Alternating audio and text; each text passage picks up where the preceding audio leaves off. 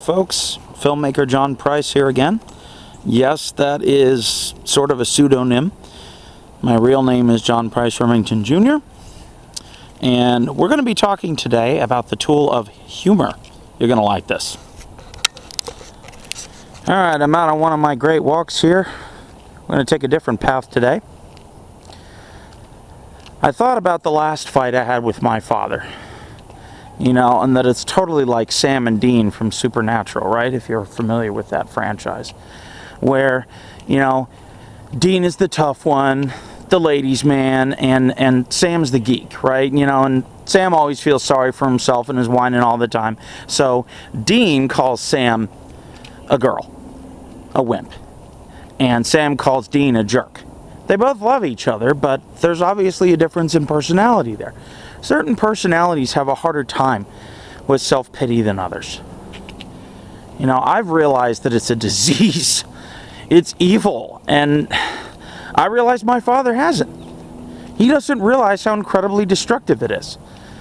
You know, to him, it's like a guilty pleasure. It's like, oh, a warm blanket on a cold winter's night, you know. But to me, it leads to depression.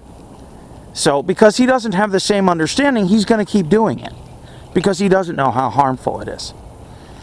So, essentially, labeling him as a coward is not nice. But it does make me feel better to think that me and Dad are like Sam and Dean. We're both fighting evil. We're both brave men. It's just, man, is my dad a whiner. My dad is a Sam. He is a bookworm. He's not a get-in-your-face, kill the bad guy without any questions, and then go drink a beer and eat a burger kind of guy. Okay? He's just not. And that's all right. He's not a loser just because he doesn't understand that self-pity is deadly. Okay? And I say this to everyone. Self-pity is deadly. It is a poison that will get into your system and kill you slowly. It's like cancer. It will wear down your self-esteem faster than anything I know. It's sitting there and saying, woe is me, I'm not rich. Woe is me, my sex life is not what it used to be. Woe is me. Enough with woe is me. Do you think the gods are sitting around there in heaven saying, woe is me? No. They're taking care of us. They don't have time for woe is me. Stop whining. You like discipline. Another funny impression. That's from Arnold Schwarzenegger. Humor has a great way of diffusing anger. Here's another example. One time my father was so tired of me and my mom fighting because she's a perfectionist and I'm a free spirit. And he's like, doggone it, I'm so tired of you. And it's a funny voice. The voice was so funny I started laughing. And I'm like, thank you for being a peacemaker. Humor can diffuse anger. Humor can cheer up someone's rainy day. Humor is great. As far as therapy, it's a great way of making people feel better. And it's something that I've used for years when I start feeling depressed. Me. Yeah. As awesome as some people think I am, I have my times where I struggle. I could sit there and look at my first commercial client of my entire life who, you know, just ditched out on me for some reason and say, oh, I'm going to feel sorry for myself. I'm such a terrible filmmaker because the businesswoman that I was supposed to make a commercial for decided just not to respond. So what? There will always be another business person that benefits from having more customers because I made a commercial for them. It doesn't matter. You lose one, another will be along. But see, the person who struggles with self-pity would go on and on and on. And on and on and on about what a loser they are. They would obsess over this one failure so much that it keeps them from having the next success. That's the way I used to be in high school. And if you're familiar with the previous video, I talked about self-pity in high school. Man, no girlfriends. Bullies wanted to kick my butt. You know, I was the stereotypical nerd, but I wasn't as bad off as some people.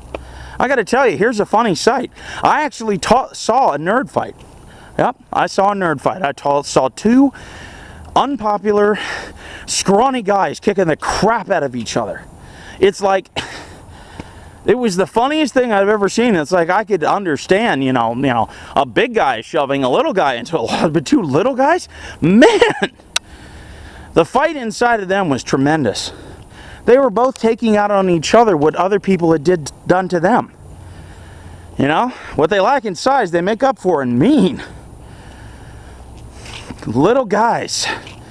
Man, they're ticked off.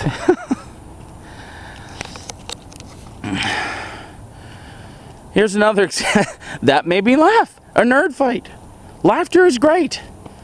It is the best medicine for depression.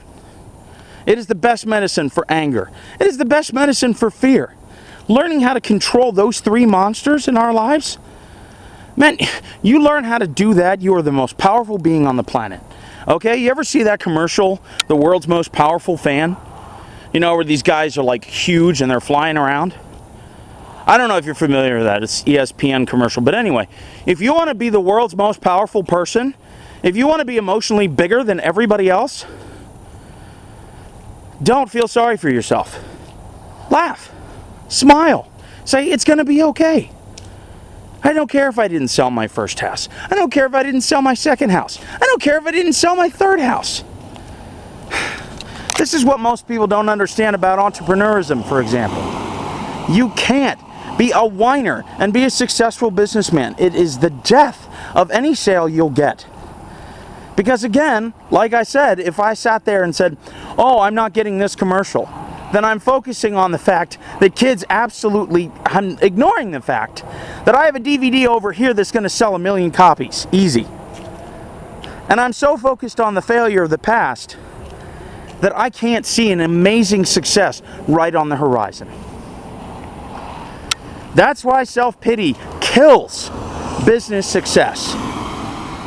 And that's why I just feel sorry for these poor guys that just don't realize that. They go into business thinking, oh my goodness, I'm going to be successful. Or a mom goes into motherhood thinking, oh my goodness, my kids are supposed to love me. I'm supposed to love them. Love, yes. Like, not always. Your kids are going to be a pain in the butt. I promise you. No kid is perfect.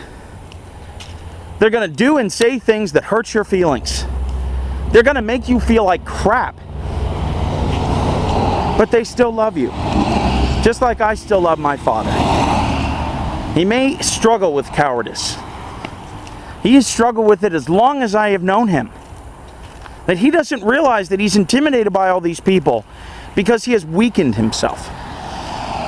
We talked about the emotional bank account, right? I'm going to bring that model up again because it's really important here.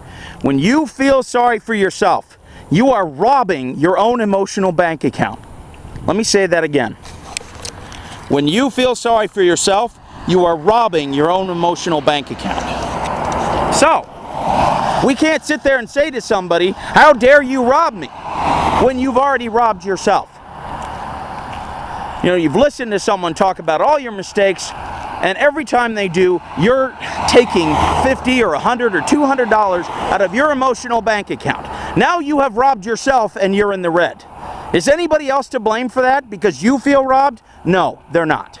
They're not a jerk. You shouldn't call them a jerk. You shouldn't feel intimidated by them. You should say, how am I feeling right now? I'm emotionally drained because I robbed myself.